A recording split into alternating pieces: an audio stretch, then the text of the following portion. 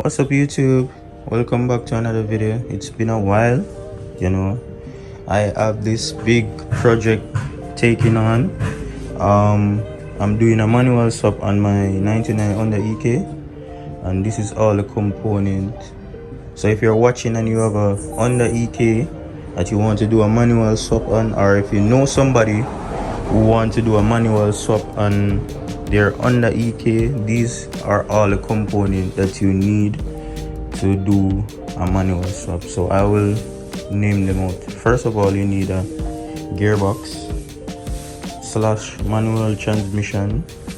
You need the engine mount. You need some engine mounts. You need the brackets. The brackets are different from the transmission. You need a clutch pedal. You need the flywheel, clutch and pressure plate. You need a fork. You need the choke bearings. You need a manual starter. You need a computer box. You need the clutch pedal, the reservoir for the master cylinder. You need a slave cylinder. You need a line. You need a clutch pedal. You need shifter.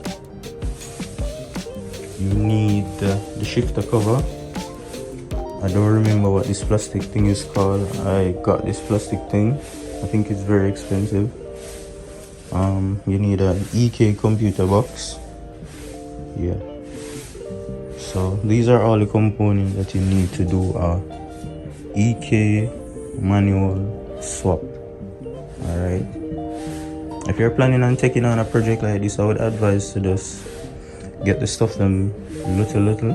You don't have to rush and buy everything one time, because it can be a bit pricey. So take your time. I didn't get everything one time. Okay.